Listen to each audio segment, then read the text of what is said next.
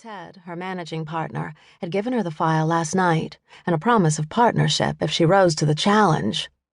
She pulled out a briefing note and took one last look at the key points she had jotted down last night. The case was simple enough. Martha Saunders, a laboratory technician, had started an action for wrongful dismissal against her former employer, pharmaceutical giant High Tech. Martha's previous lawyer had unexpectedly dropped the case, and Ted had picked it up at the last minute.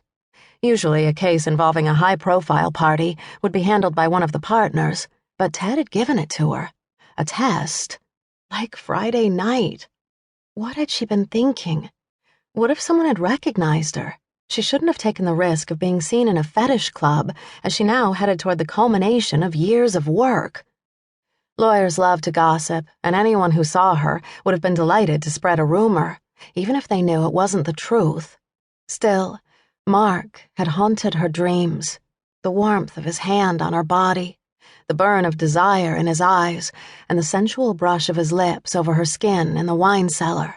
Oh, God, the wine cellar. She twirled her desk chair in a slow circle, remembering the soft rumble of his velvet-smooth voice, her fantasy come to life. The man she imagined when she lost herself in romance novels or sensual films. Someone who would love the unlovable control freak that was Katy Sinclair. Good morning, Kate.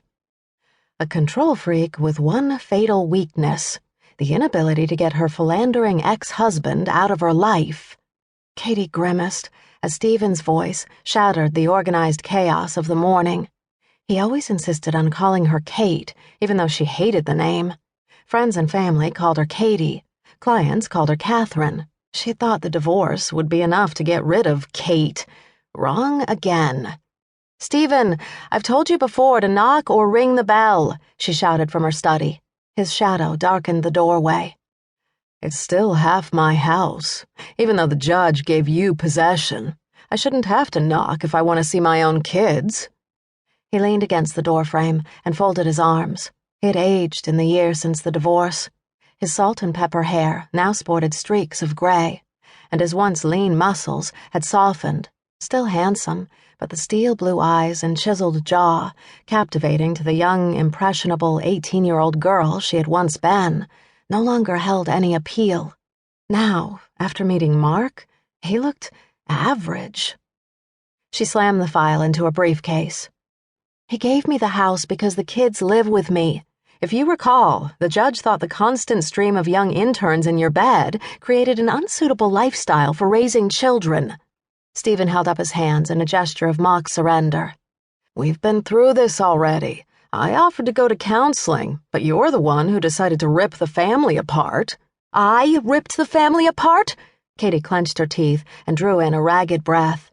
"I endured your affairs so our kids could have the stable family I never had, and you left me anyway, for an intern." She closed her briefcase with a bang. "Now you blame me because I'm the one who filed for the divorce. Unbelievable." "Sally left." He said the two words without emotion or remorse. "Oh, God." Katy looked away to hide her horror. "So now you want to come back, is that it?" He walked across the room and put his hands on her shoulders. "Kate, it was just a blip, a minor diversion. I needed to release some stress, and Sally was there for me when you were busy working. It never changed how I felt about our family. I want us back together, for the kids." Katy shuddered and wriggled out of his grasp. "I've heard this all before. You apologize. You promise it won't happen again. Then you're in bed with the next young intern who catches your eye. I won't go through it again. That was supposed to be your takeaway message when I filed the divorce petition." "The message I got was that you were stressed because of that big corporate espionage trial, and you took it out on me by filing the petition. But I understand, and I'm willing to forgive you. We all get stressed sometimes."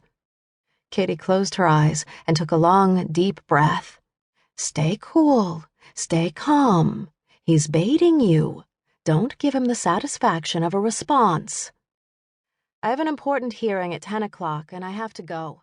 She picked up